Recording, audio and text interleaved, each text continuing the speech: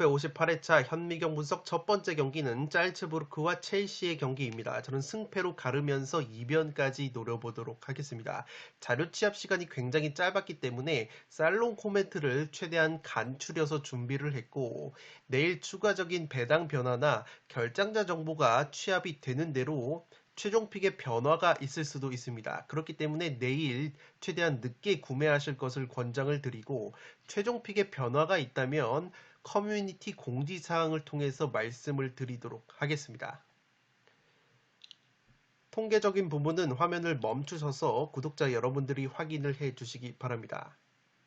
1번 경기는 승패로 가르려고 하는데, 살롱 코멘트로 정리를 해드리면 양팀 주요 공격자들의 컨디션 난조가 있습니다. 그렇지만 수비 집중력은 여전히 살아있는 두 팀이고, 특히 첼시는 케파 골키퍼가 최근에 선방쇼를 보여주고 있습니다.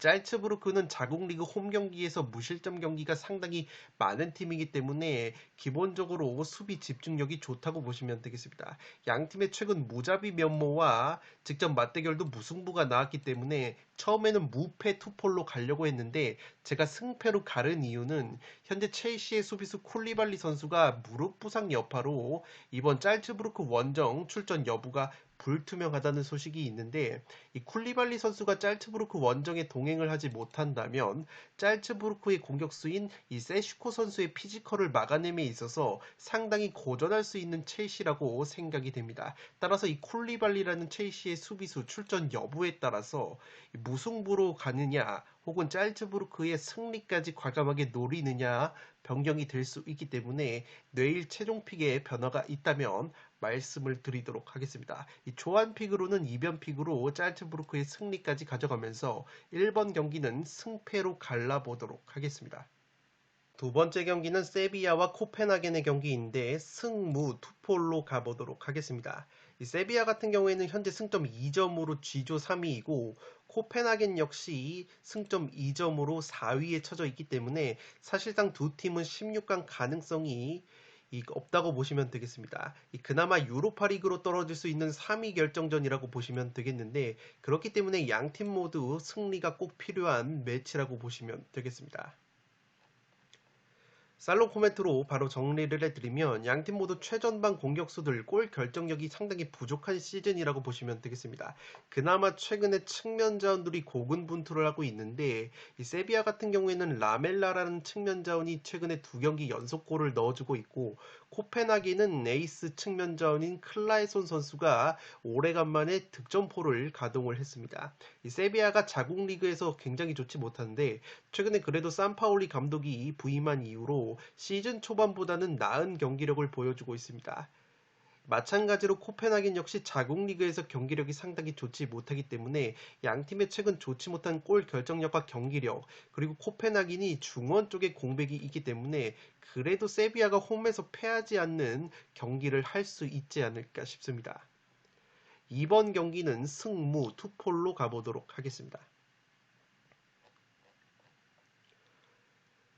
3번 경기는 디나모 자그레브와 AC 밀란의 경기인데 단통 무승부로 가면서 과감하게 이변을 노려보도록 하겠습니다. 폴더스에 여유가 있으신 분들은 그래도 AC 밀란의 승리까지 받쳐보실 것을 추천드리도록 하겠습니다. 현재 AC 밀란 같은 경우에는 수비 쪽에 부상 공백이 상당히 크기 때문에 이 밀란이 수비 공백을 고려한다면 제 아무리 이 밀란이 체급이 높다고 하더라도 디나모 자그레브 원정에서 상당히 고전할 수 있는 흐름이 나올 것이라 생각을 하고 있습니다. 특히 직전 리그 몬차전에서 2골로 맹활약을 했었던 브라임 디아즈라는 이선 자원 역시 근육 부상을 당했다는 소식이 있기 때문에 공격 쪽에서도 밀란이 카드가 부족해졌다고 보시면 되겠습니다. 살롱 코멘트로 정리를 해드리면 여전히 수비 부상자가 많은 AC 밀란이고, 특히 이번에는 AC 밀란의 중앙 수비수인 토모리 선수가 퇴장 징계로 결정이 된다고 보시면 되겠습니다. 이 토모리라는 선수가 후방에서 패스, 빌드업이 가능한 수비수이기 때문에 이 토모리가 빠지는 것은 AC 밀란이 수비뿐만 아니라 공격 조립 과정에서 상당히 잡음이 생길 가능성이 있다고 보시면 되겠습니다.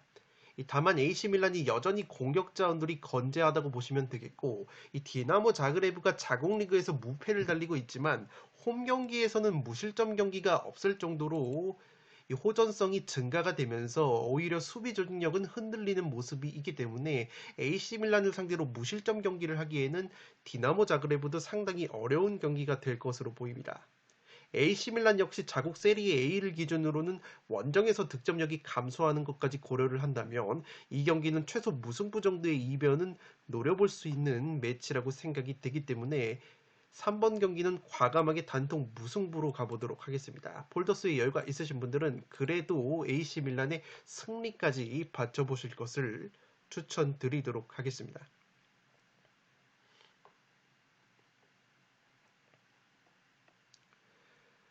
4번 경기는 셀틱과 샤흐타르 도네츠크의 경기인데 승패로 갈라보도록 하겠습니다. 지난 1차전 맞대결에서는 셀틱이 샤흐타르 원정에서 1대1 무승부를 거둔 바 있습니다.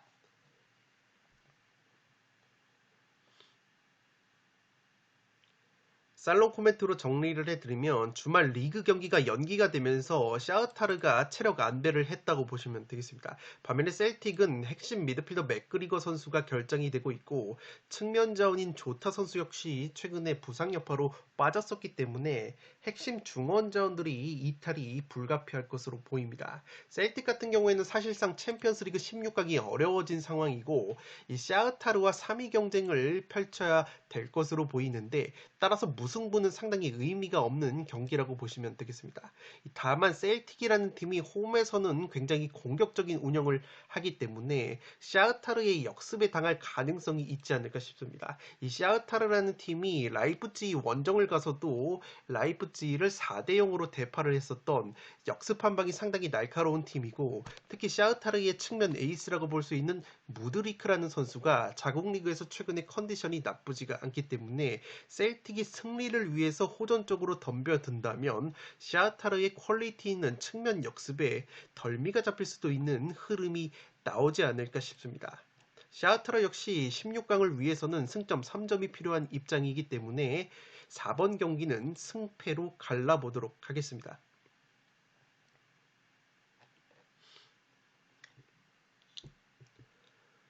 5번 경기는 라이프치히와 레알 마드리드의 경기인데 과감하게 단통 무승부로 가보도록 하겠습니다. 라이프치히 같은 경우에는 현재 승점 6점으로 F조 2위를 달리고 있는데 샤흐타르와 승점이 1점 차이밖에 나지 않기 때문에 이번 레알 마드리드전에서 반드시 승점 획득이 필요하다고 보시면 되겠습니다. 반면에 레알 마드리드는 이미 16강 진출은 확정이 됐고 승점 1점만 따내면 조 1위까지 확정이 되기 때문에 라이프치히 원정에서 무리하지 않고 무승부 정도만 거둬서 1위를 확정을 짓는 것도 나쁘지 않은 결과라고 보시면 되겠습니다. 이 라이프치히 같은 경우에는 공격수 티모 베르너 선수가 질병 여파로 출전 여부가 불투명하다는 소식이 있고 주전 골키퍼 굴라치 선수가 부상으로 빠져 있다고 보시면 되겠는데 레알 마드리드 역시 주포 공격수 벤제마가 근육 부상 여파로 이번 라이프치히 원정에는 동행을 하지 않을 가능성이 높아 보입니다. 최근에 골 감각이 다시 살아났던 측면 자원인 발베르데 선수 역시 근육 부상을 당했다는 소식이 있기 때문에 레알이 굳이 무리해서 몸 상태가 안 좋은 핵심 자원들을 데리고 가지는 않을 것으로 생각이 됩니다.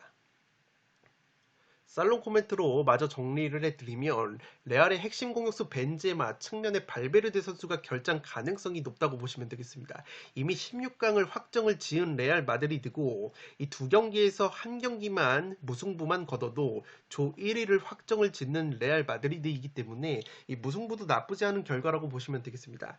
현재 주어진 배당이나 상황적인 측면을 고려했을 때 레알 마드리드로 현재 투표율이 너무 말린 이 느낌이 있다고 보시면 되겠습니다. 다만 지난 1차전도 레알 마드리드가 벤제마 없이 라이프치히를 상대로 2대0 승리를 거뒀는데 당시에 골을 넣었던 발베르데라는 측면 자원이 레알이 현재 몸 상태가 100%가 아니기 때문에 라이프치히라는 팀이 기본적으로 홈발을 받는 팀이라는 점에서 라이프치히도 충분히 무승부 정도는 노려볼 수 있는 매치라고 보시면 되겠습니다. 따라서 5번 경기는 단통 무승부로 가보도록 하겠습니다.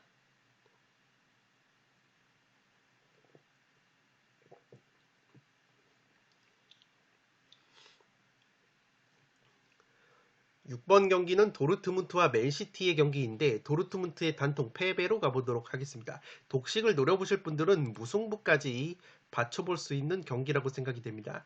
양 팀은 이미 16강 진출이 확정이 됐거나 유력하다고 보시면 되겠는데 이 도르트문트 같은 경우에는 현재 승점 7점으로 G조 2위를 달리고 있기 때문에 남은 두 경기에서 승점 1점만 챙겨도 2위를 확보를 한다고 보시면 되겠습니다. 그렇기 때문에 이번 맨시티전에서 무승부만 거둬도 2위를 확정을 지으면서 16강에 진출이 되고 맨시티는 이미 16강 진출을 확정을 지었는데 이 경기에서 무승부만 거둬도 조 1위로 올라갈 수 있기 때문에 맨시티 입장에서도 무승부가 그렇게까지 나쁘지 않은 결과라고 보시면 되겠습니다.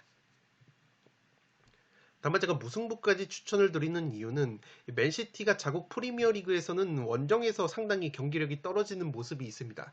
2승 2무 1패의 원정 성적을 보여주고 있고 특히 득점력이 3분의 1로 감소가 되는 맨시티 원정 경기력이라고 보시면 되겠습니다. 살롱 코멘트로 정리를 해드리면 지난 1차전 맨시티 홈에서 치러진 경기에서 도르트문트가 1대2로 한 골차 패배를 당했는데 당시에 도르트문트의 경기력이 상당히 좋았다고 보시면 되겠습니다. 그렇기 때문에 도르트문트 특유의 홈발까지 고려를 한다면 이 경기는 무승부 정도까지 독식픽을 노려볼 수 있는 매치라고 보시면 되겠고 앞서 말씀을 드린 것처럼 양팀 모두 승점 1점씩만 따더라도 맨시티는 1위를 확정을 짓고 도르트문트는 16강을 확정을 짓기 때문에 이 무승부 자체가 나쁘지 않은 결과라고 보시면 되겠습니다. 물론 챔피언스 리그는 승리 수당이라는 것이 있기 때문에 승리를 거둘수록 좋지만 이 최근에 월드컵 일정을 맞추기 위해서 주중 주말 계속해서 펼쳐지는 일정이기 때문에 무리해서 승리를 노리기에는 상당히 빠듯한 일정이라고 보시면 되기 때문에 이 경기는 지난 1차전 맞대결에서도 도르트문트가 맨시티 원정에서 굉장히 좋은 경기력을 보여줬다는 점까지 고려를 한다면 독식픽으로 무승부까지 노려볼 수 있는 흐름이 나오지 않을까 싶습니다. 6번 경기는 도르트문트의 단통 패배로 가는데 독식을 노려보실 분들은 무승부까지 추천을 드리도록 하겠습니다.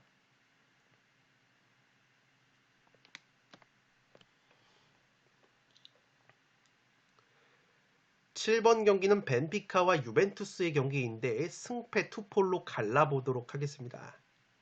이 벤피카가 이미 지난 9월 유벤투스 원정에서 2대1로 승리를 거뒀기 때문에 이 벤피카의 승리 가능성이 높지만 이상하게 유벤투스가 한번 사고를 칠 가능성도 느껴지지 않나 초기 발동이 되고 있습니다. 이 벤피카 같은 경우에는 올 시즌 개막 이후에 아직까지 패배가 없는데 무려 공식 경기 18경기에서 무패를 달리고 있기 때문에 한번 부러질 수 있는 타이밍이 나오지 않을까 싶습니다.